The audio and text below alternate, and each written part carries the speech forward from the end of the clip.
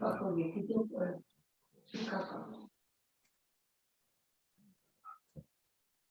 얼굴만 나오고 컸어요? 이제 끝내고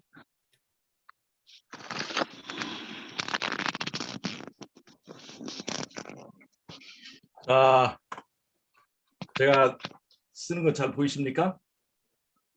네. 예. 오케이, 좋습니다. 우리가요, 지금 우리가 여러 가지 논쟁이 되는 것 중에, 신학적 논쟁이 되는 게 중에 우리가 죄짓는 것이 우리의 인성이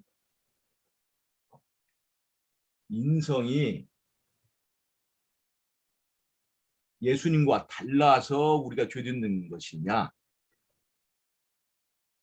하는 거예요. 그러니까 우리의 죄짓는 것이 인성 문제냐 아니면 자유의지냐, 이것이 우리가 굉장히 중요한 문제입니다. 예, 우리가 이제 인간이 범죄를 했잖아요. 선악과의 그 유혹, 먹음직, 보암직, 이렇게 할 만큼 탐스러운 어떤 죄의 본능에 이제 져서 우리가 이제 선악과를 따먹고 죄를 짓는데, 죄의 책임이 하나님에게 있느냐? 하나님이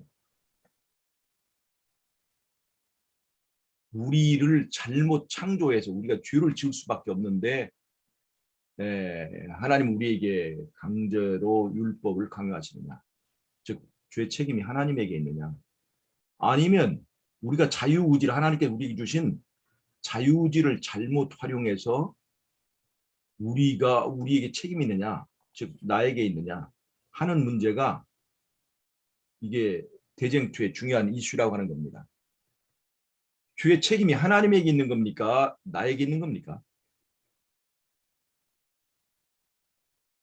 이게 우리가 분명히 해야 될 문제예요. 우리가 왜 인성 문제를 다루냐면, 우리가 예수님과 인성이 다르기 때문에, 인성 때문에, 그 다른 인성 때문에 죄를 진다면, 사실 인성이야 우리가 뭐 타고난 건데, 그 인성 때문에 우리가 예수님과 인성 때문에 죄를 짓는다면 사실 그 책임을 하나님께 돌리는 거예요.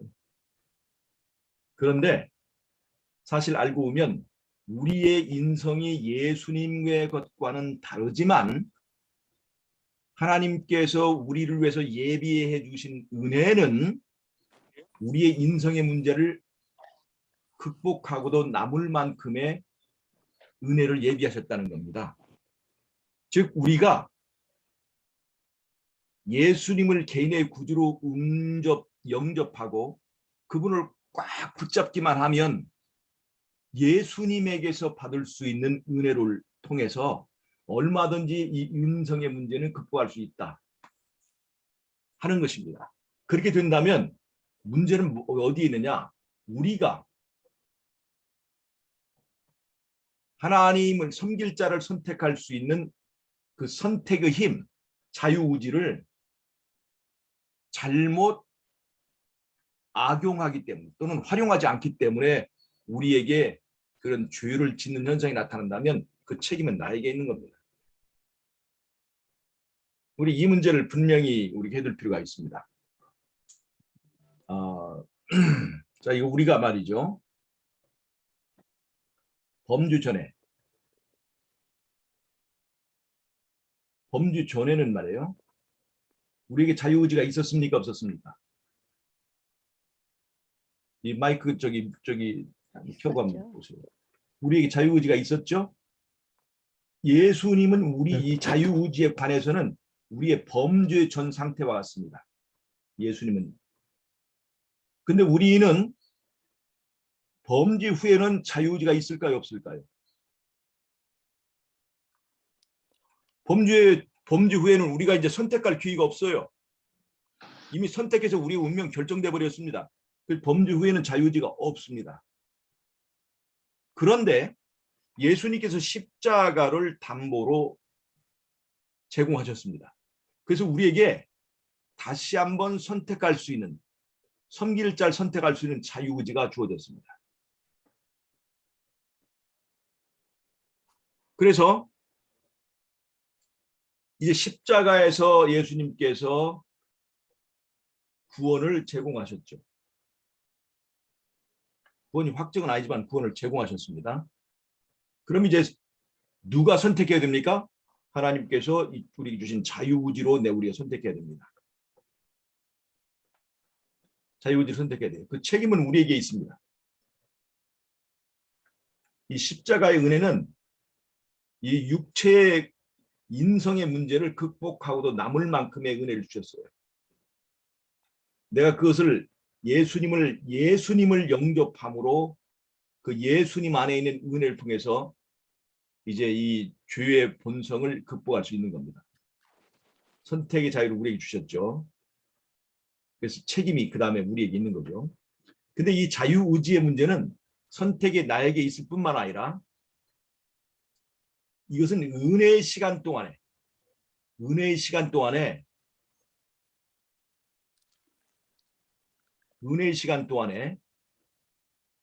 이 자유의지는 변할 수 있는 자유가 있습니다. 오르락내리락 할 수 있죠. 변할 수 있는 자유가 있어요. 이게 무슨 말이냐면 오늘 영접한 예수님을 내가 내일은 예수님을 거부할 수 있는 자유가 있다는 거예요. 즉 자유의지는 내가 예수를 영접해서 예수를 믿을 수도 있지만 안 믿을 자유도 있다는 거예요. 그리고 그것이 변동될 수도 있다는 것입니다. 은혜의 시간 동안에 충분하게 이런 변동의 자유를 우리에게 주셨기 때문에 이 자유의지의 이 변동 영역 때문에 우리의 구원이 확정되지 않는 것입니다. 하나님의 의사는 십자가에서 확정되었죠. 변하지 않습니다.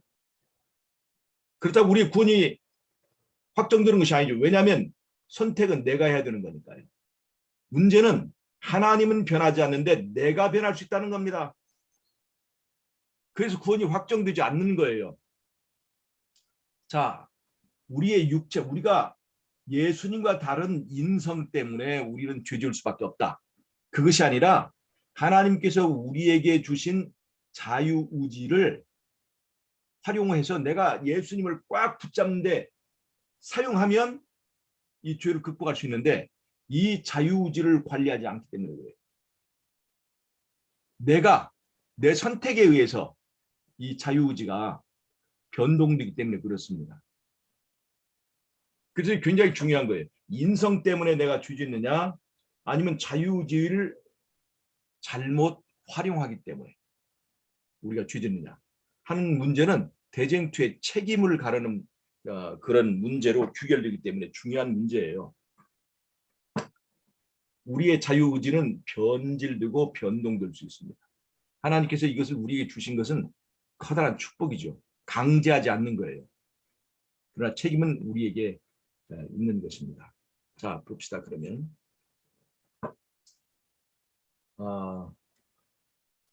이 닭이 한 마리 있는데요. 닭이 한 마리 있는데 장날에 닭을 잡아다가 그 발목에다 이게 노끈을 발목에다 말이죠. 끈을 묶어가지고 이 여기다 이렇게 묶어놓으면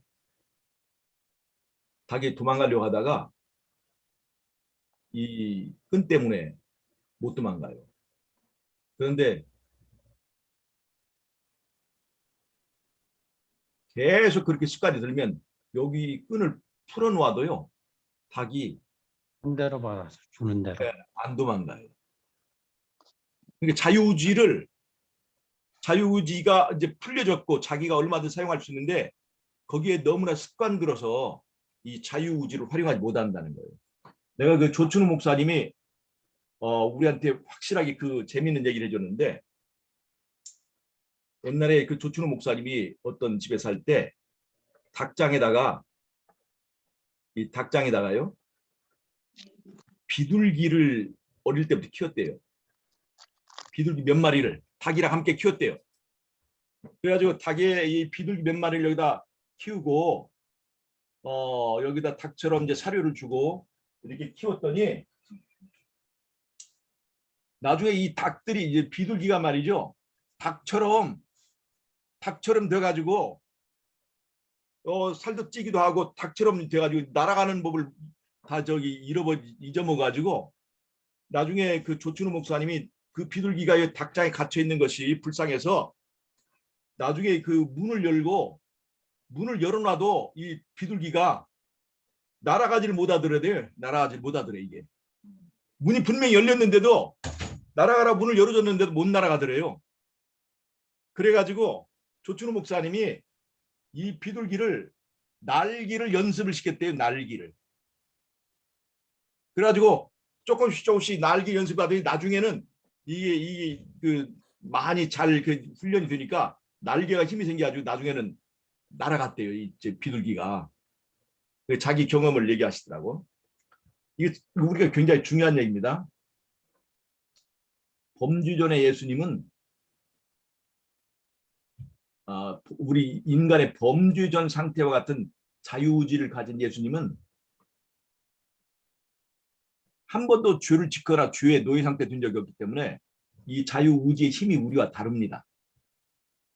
그런데 범죄 후에 예수님께서 십자가를 담보로 우리에게 묶였던 이 줄을 풀어줬어요.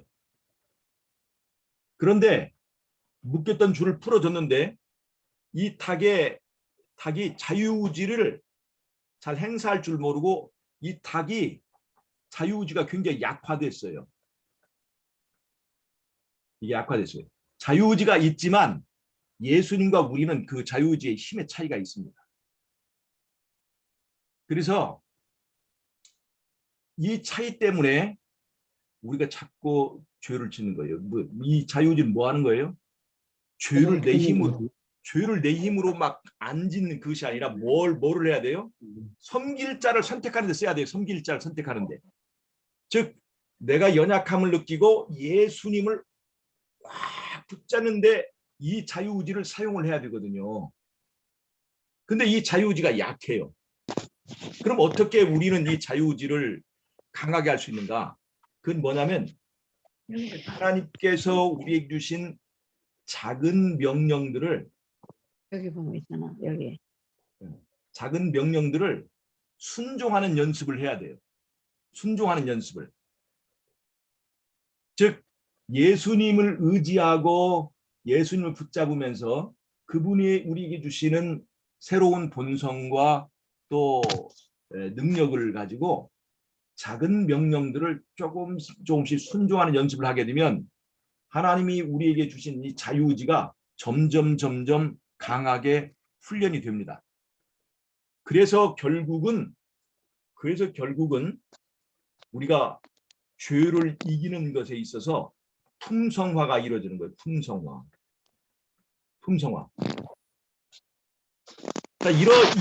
이러한 것 때문에 마지막 때에 품성의 문제가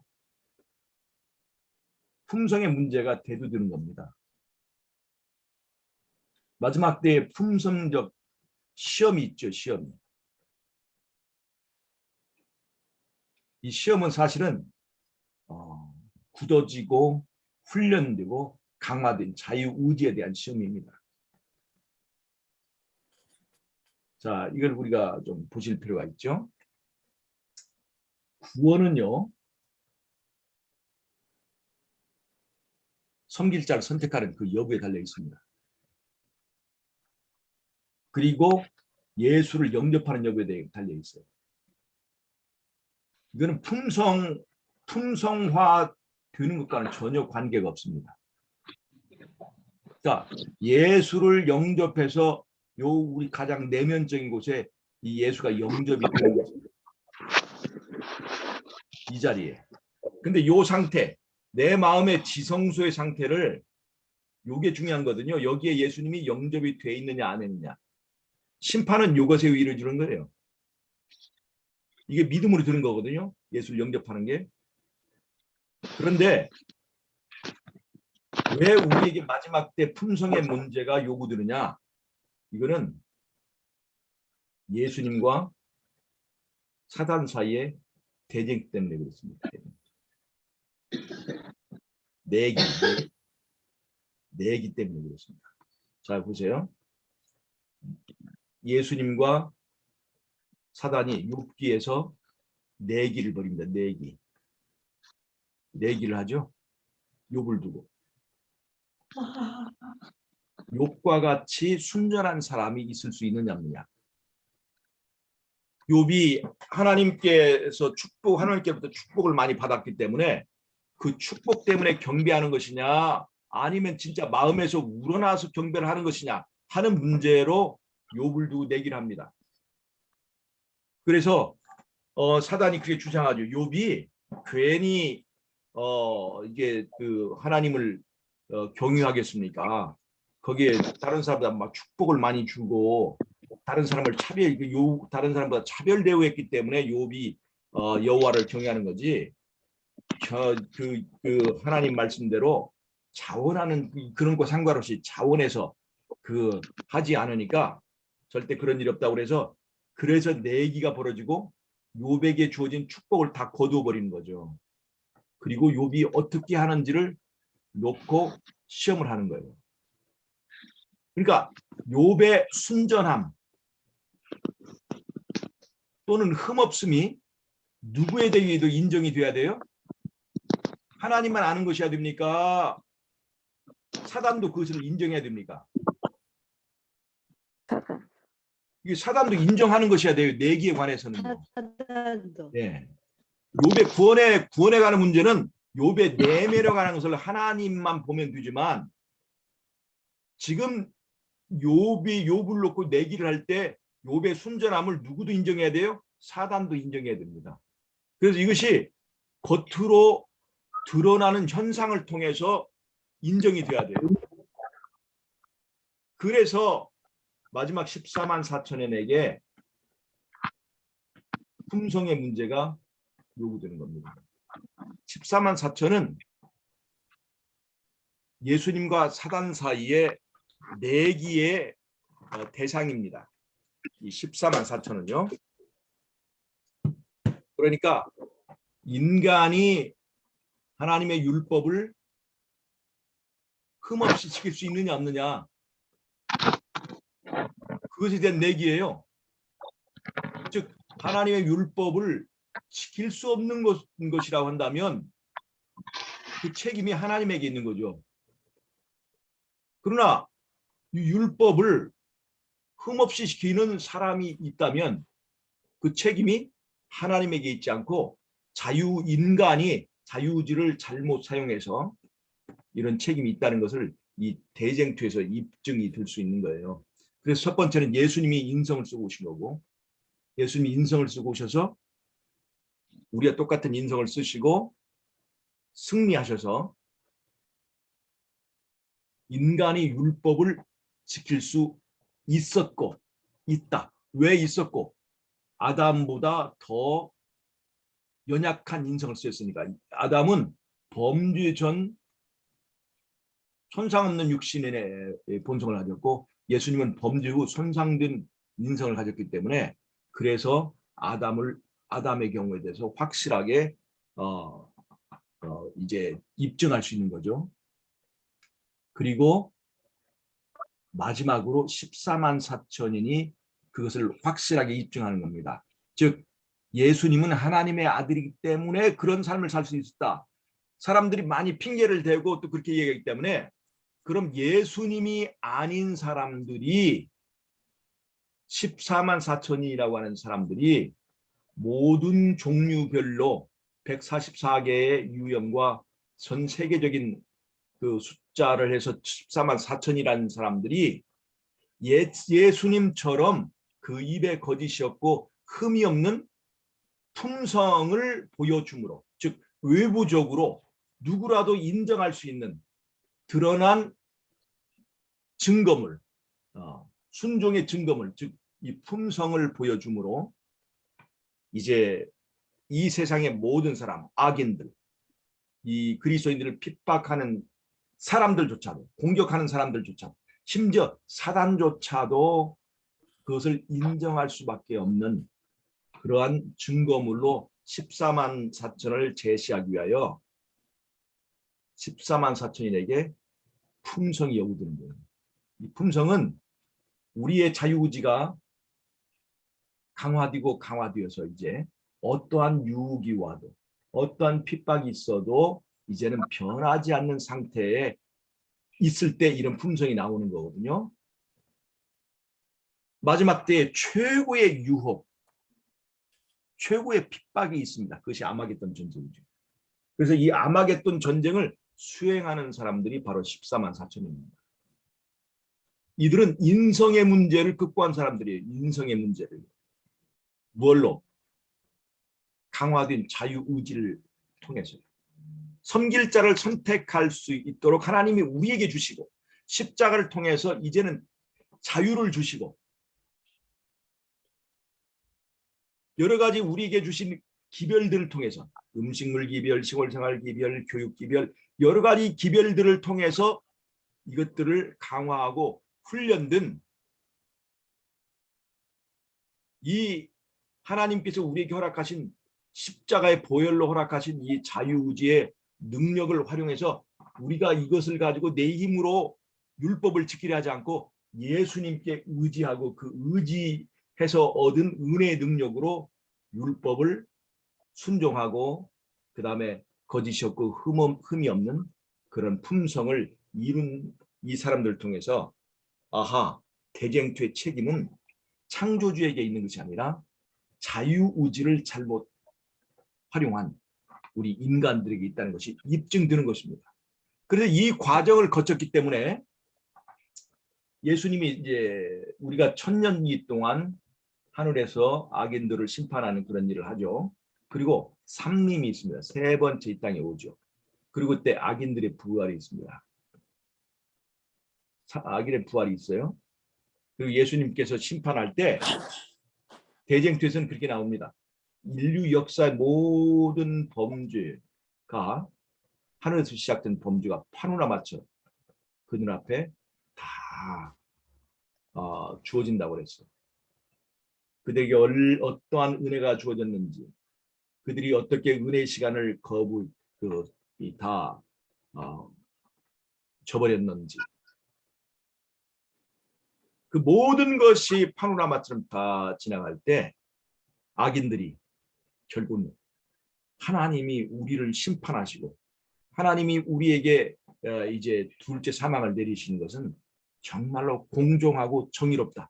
심지어 사단도 자기가 죽어야 되는 것을 깨끗하게 확실하게 인정하고 모든 사람들이 하나님의 심판을 수긍하고 받아들인 상태에서 이제 그들을 죄의 고통에서 풀어주기 위해서 이제 영원한 불로 살라버립니다.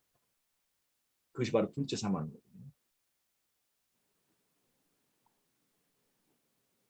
모든 죄 책임이 우리에게 있었다. 창조주는 정당하고 이 우주의 죄 책임은 하나님에게 있는 것이 아니라 하나님의 은혜를 저버리고 자유의지를 잘못 활용한 우리에게 책임이 있다는 것을 인정하고 이 둘째 사망에 들어가는 것입니다. 그래서 우리가 인성 때문에 예수님과 우리가 인성이 달라서 우리는 죄를 지을 수밖에 없다. 이런 얘기를 하는 것은 이 대쟁투의 과정에서 보면 정말로 우리가 해서는 안 되는 얘기예요. 사단의 편을 드는 것입니다. 책임을 창조주에게 돌리는 거예요. 우리는 우리가 할 수 있는 어떤 선택의 문제를 잘못해서 우리의 선택으로 내 선택으로 내가 죽는 것이기 때문에 하나님에게는 전혀 이 죄의 책임이 없고 나는 죽어 마땅하다 하는 것을 죽을 때 인정하고 죽을 만큼 그 책임은 나에게 있다는 것을 분명하게 인정하고 죽는 거예요. 이 둘째 사망을 당할 때 아무도 아니다. 이 하나님이 정말 나는 정말 하려고 했는데 아무리 해도 안 되더라. 그런 얘기를 아무도 하지 않는다는 얘기예요. 내가 인성이 다른데 어떻게 난 죄 질 수밖에 없었다. 이렇게 변명하는 사람이 한 사람도 없다는 거예요. 그래서 이 인성의 문제는 중요한 거예요. 그런 관점에서 보면 우리가 인성의 문제를 얼마나 잘못 가르치는가 알 수가 있습니다. 인성 때문에 인간은 죄 지을 수밖에 없다. 그 얘기는요. 예수님 영접하기 전에 해당되는 얘기입니다.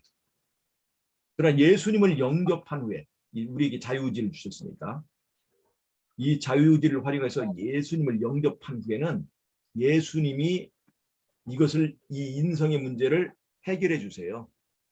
자, 지난번에 얘기했죠. 자성이 못과 다르지만 못이 자석에 붙는 순간 자석의 자석이 못에게도 흐른다고 하는 걸 제가 말씀드렸습니다. 이 자석과 못의 거리가 멀면 멀수록 이 자석의 힘을 사용할 수가 없습니다.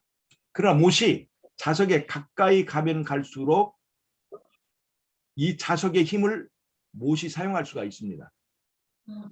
즉 거리의 문제이지 못은 자석과 달리 여기는 자성이 없어서 못에는 자성이 없어서 그래서 죄 지을 수밖에 없다. 그렇게 얘기를 하면 안 된다는 거예요. 못의 성질 때문에 그런 것이다. 얘기를 하면 안 된다는 거죠. 문제는 거리 때문이라는 거예요. 거리. 인성 때문에 못의 성질, 즉 우리의 인성 때문에 죄를 짓는 것이 아니라 예수님과 나의 거리 때문에 생기는 거예요. 이 거리를 주장하는 건 뭐합니까? 우리 선택에서 하죠. 예수님을 내 개인의 구주로 영접하고 내가 예수님께로 가는 것은요. 내 자유의지에서 합니다. 물론 내 자유의지는 지금 약화될 수 있어요. 오랫동안 줄에 묶여 있었기 때문에 활용하지 않기 때문에 이 자유의지는 풀렸어도 연약한 상태에 있을지 몰라요. 날려고 하면 날개를 활용하지 않아서 잘 못 날아갈 수 있습니다. 그러나 하나님께서 우리에게 주신 작은 명령들을 내가 예수님을 영접하고 예수님 붙잡으면 그런 것들을 이길 수 있는 힘이 생겨요. 자유의지의 힘이 생깁니다. 그 힘을 강화해 나가면 우리의 생각이 행동이 되고 그 다음에 행동이 습관이 되고 그 다음에 습관은 나중에 품성화된다는 거예요. 이 과정은 자유의지가 강화되는 과정을 보여주는 것입니다. 믿음이 강화되는 것을 보여주는 거예요. 그래서 믿음을 다른 말로 하면 섬길 자를 선택하는 힘과 연결될 수 있습니다. 다른 말로 하면 자유의지가 믿음의 핵심이에요. 믿음의 핵심입니다. 그래서 우리가 산상설교나 하나님의 말씀을 통해서 우리가 분명히 해야 될 것은 우리는 우리의 인성이 예수님과 다르기 때문에 죄 짓는 것이 아니라 즉 못의 성질, 자석과 다른 못의 성질 때문에 그래서 죄 짓는 것이 아니라 거리 때문에 거리가 멀기 때문에 내가 죄 짓는 거예요. 거리를 조절할 수 있는 자유의지는 하나님 내게 허락하셨습니다. 그래서 우리가 산상설교를 통해서 우리가 분명히 해야 될 것은 우리의 인성에 대해서 핑계하지 말라고 하는 겁니다. 예수님은 우리의 인성이 얼마나 약한지를 알아요. 그런데도 불구하고 산상설교에서 형제를 미워하는 자 것만으로도 이미 살인한 것이라고 십계명의 레벨을 수준을 확 높여버렸습니다. 내 이웃 사랑하기도 벅찬데 원수까지 사랑하라고 이 대담한 요구를 좀 하고 있습니다. 우리의 인성을 가지고 이런 일을 하라고 하는 겁니다. 왜냐하면 인성의 문제가 아니라 우리의 죄는 인성의 문제가 아니라 거리의 문제이기 때문에 그렇습니다. 이걸 여러분 분명히 이해를 하셔야 됩니다. 그래서 자꾸 예수님의 인성이 우리와 같으냐 다르냐를 가지고 그걸로 죄의 핑계를 대서는 안 된다는 거예요. 예수님의 인성을 가지고 자꾸 죄의 핑계를 대면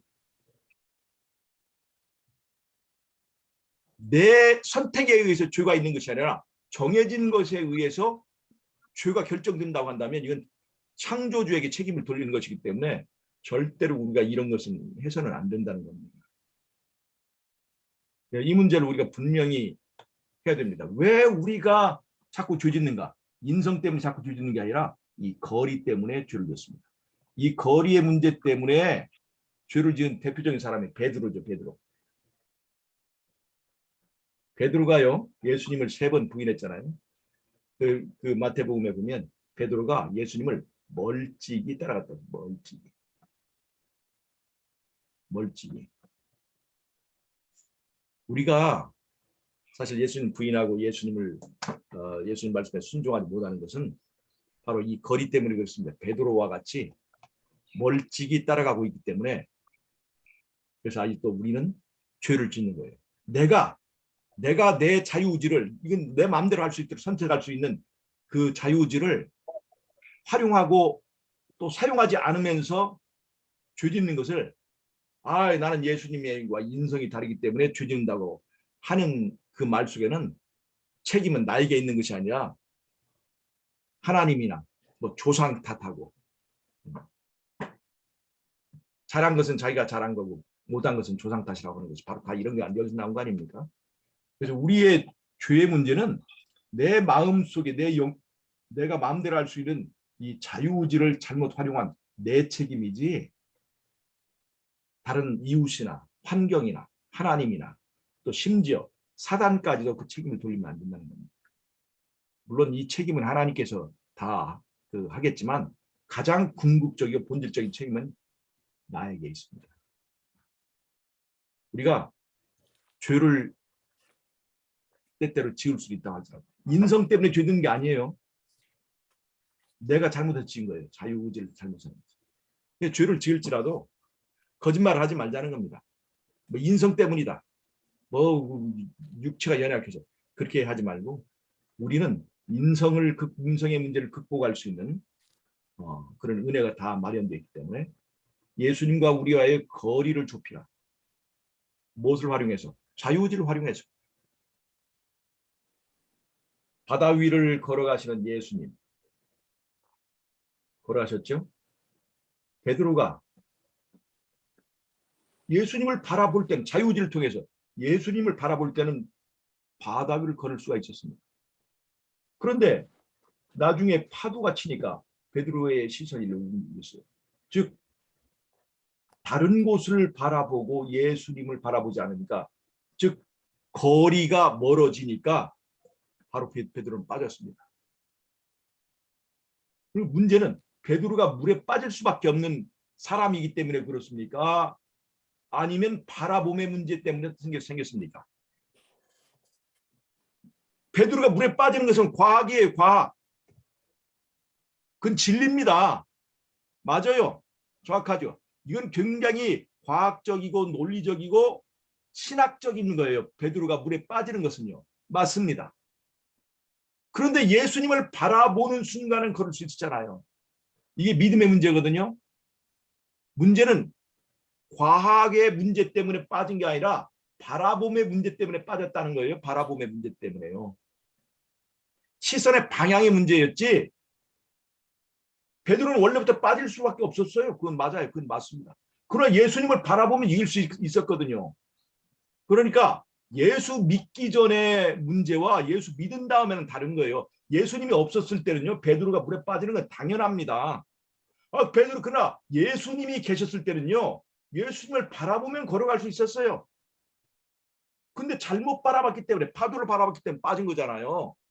그러니까 이건 방향의 문제였지 이 베드로가 물에 빠지는 원래 과학이나 논리나 그 문제가 아니었다는 거예요.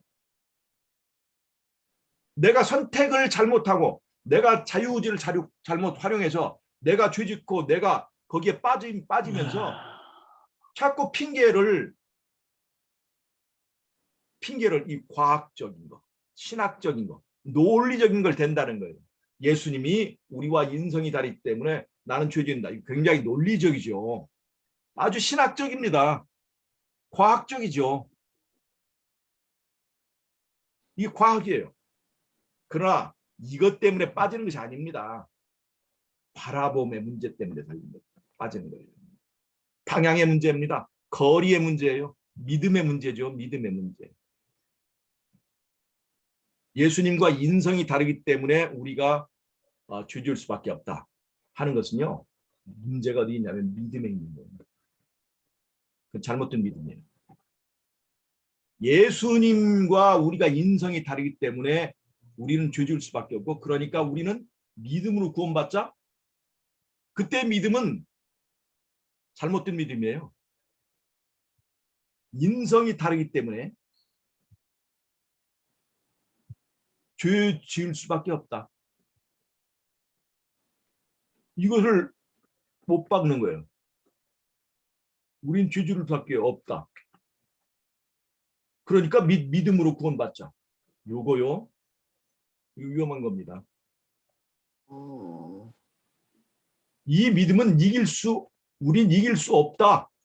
그래서 우리는 그런 믿음으로 이 믿음은요, 잘못된 왜곡된 믿음이에요. 자, 이거 오늘은 제가 제가 아주 중요한 문제를 이제 이 산상설교를 마무리하면서 얘기를 하는데, 여기에 대해서 혹시 질문 있으시면 질문을 한번 해보시죠. 오늘 제가 질문만 받고 마치도록 하겠습니다. 혹시 질문이 있으시면 질문해 보세요.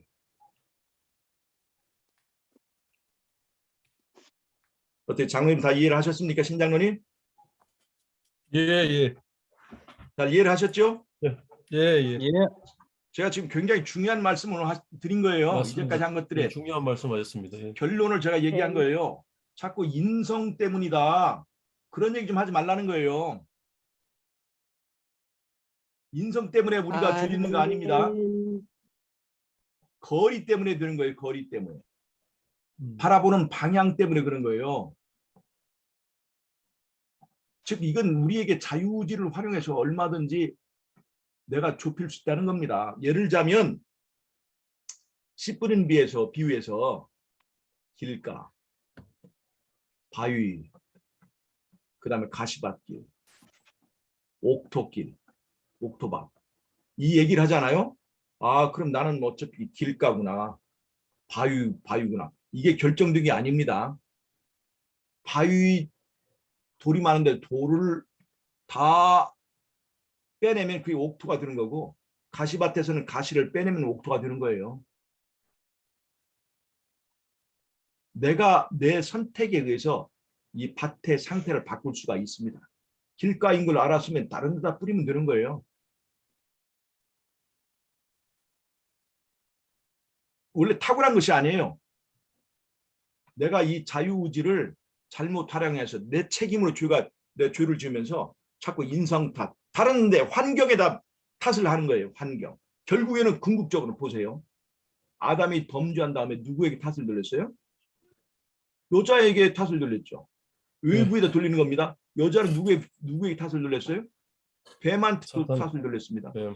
그럼 뱀을 만드신 분 누구예요? 하나님에게 결국 이게 돌아가는 거예요. 하나님에게 책임을 돌리는 거예요. 근데 실제로 책임은 이 자유의지는 누구에게 있었습니까? 나에게 있었죠. 자유의지를 잘못해서 죄를 짓고 자꾸 결국에는 이렇게 해서 결국은 하나님에게 돌리는 거예요. 이런 일을 해서는 안 된다는 겁니다. 이것이 얼마나 지금 이 대쟁투에서 해결해야 될 문제인데, 우리가 자꾸 인성이 우리 예수님과 다르다? 이걸 가지고 얘기해서는 안 되는 거예요. 이해하셨습니까? 예. 우리는 예수님과 인성이 분명히 다르고 자유의지의 힘의 차이도 있습니다. 그러나 예수님께서 우리를 훈련하시도록 우리를 맡겨두면 우리의 자유의지를 훈련시켜서 처음에는 생각이 행동이 되게 하고, 행동이 자꾸 되면 습관이 돼. 이걸 누가 만드시는 거예요? 예수님께서 하게 만드시는 거예요. 예수님께서 이 과정에 자꾸 훈련시키기 위해서 우리에게 시련과 환난을 주시잖아요. 불가마를 우리에게 주신단 말이에요. 이런 걸 통해서 뭘 만드는 거예요? 결국은 풍성화를 만드는 거예요. 변하지 않는 상태. 자유의지가 품성화가 되는 게 만드는 거예요. 이 품성화. 이 품성화는 착한 사람이란 뜻이 아니고 결국 율법에 대한 순종을 변하지 않게 하는 것인데 결국은 자유의지가 완전히 품성화되는 것을 말하는 거죠.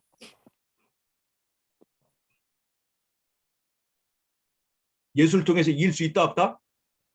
이길 수 있다는 겁니다. 아니 이기고도 남는다. 십자가에서 예수님이 값을 치른 것은 우리의 죄값 이상을 치렀기 때문에 우리는 이기고도 남는다. 이것이 우리의 이제 우리의 주장이고 가르침이야지. 우리는 인성 때문에 우리가 예수님과 다른 인성 때문에 우리는 죄질 수밖에 없어. 그래서 우리는 믿음으로 구원받는 거야. 즉 우리는 죄를 이길 수 없어. 못 박아놓고 예수님은 죄를 이기라고 하시는데 이길 수 없어. 그거에 대한 막 여러 가지 예를 드는 거예요. 나도 안 되고 너도 안 되고 이 세상에 누가 됐냐 그게. 시골 생활 한 사람 중에 데려와 봐라. 나도 안 되더라. 자꾸 그렇게 하면 안 되는 거예요. 하나님께는 그래서 누구를 데려요? 14만 4천을 데려다 되는 거야. 이 사람들이 있잖아. 안 된다고 하는데 14만 4천이 있잖아. 이게 보여주는 거예요. 여러분 자꾸 안 된다고 하지 마세요. 아멘. 네. 그래서 우리가 인성의 문제가 아니라 거리의 문제다. 과학의 문제가 아니라 방향의 문제다. 방향의 문제. 예수가 바다 위에 계실 때는 방향의 문제지. 바라봄의 방향의 문제지. 과학으로 그것을 따지지 말라 이거예요. 사람이 물에 빠지는 건 과학이죠. 과학을 들이대지 말라 이거예요. 현대 신학이 뭡니까? 사람은 죄 지을 수밖에 없다. 그것만 얘기하잖아요. 예수를 바라보면 죄를 극복할 수 있다. 그걸 얘기하잖아요. 우리는 죄를 이길 수가 없어. 그러니까 믿어야지. 이건 말이 안 되는 거잖아요. 믿음은 죄를 이길 수 없는 사람을 이길 수 있게 해줘야 되는데 죄를 이길 수 없기 때문에 믿는다.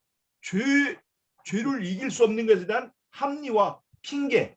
이걸로 믿음을 사용하니까 이 믿음은 예수님이 오실 때 너희가 인자의 나라에 믿음을 보겠느냐 하는 바로 그 믿음과 다른 거예요. 아시겠어요? 불법을 행하는 자들이라 이 말이에요. 모래 위에 집을 짓는 어리석은 자들이라 이 말입니다. 기름을 준비하지 않은 어리석은 처녀들이라 이거예요. 그런데 지금 이 세상을 뒤덮고 있는 사람들의 환호를 얻는 기별은 바로 이 어리석은 다섯 처녀의 기별이 세상을 휩쓸고 있다는 겁니다. 어리석은 자, 모래 위에 집을 짓는 자, 그 기별이 이 세상에서 사람들이 환장하는 기별이에요. 아하, 이것이 그래서 믿음이고 좋구나. 우리는 이길 수가 없어를 못 박아놓고 이길 수가 없으니까 믿는 거야. 그런 믿음이 아닙니다. 믿으니까 이길 수 없는 것을 이길 수 있게 되었다. 이게 믿음이지. 이길 수 없으니까 믿음으로 구원받는 거야.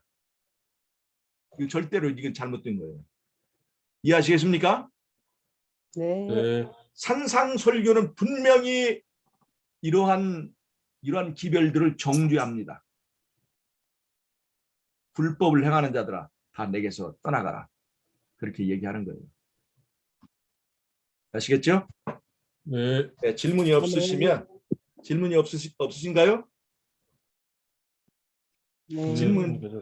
없으시면 제가 기도하고 마치겠습니다. 네. 오늘 제가 이제까지 산상설교를 했던 것에 정말 중요한 이 정리와 마무리를 했다고 생각을 하시고 잘 이것을 이해하시길 바랍니다. 기도하고 마치겠습니다. 하나님 우리 아버지, 오늘도 우리가 말씀을 연구할 수 있도록 도와주셔서 감사합니다. 환경 탓하고 다른 사람 탓하고 하나님 탓하고 하는 그 비겁한 우리 행동을 회개하고 책임이 우리 모두 나 자신에게 있는 것을 인정하고 겸손하게 주님께로 나아가서 주님의 은혜를 붙잡고 이기고 승리하는 자 될 수 있도록 우리 주님께서 함께해 주시기를 예수님의 이름으로 기도하옵나이다. 아멘. 아멘. 감사합니다. 감사합니다. 네, 수고하셨습니다. 감사합니다.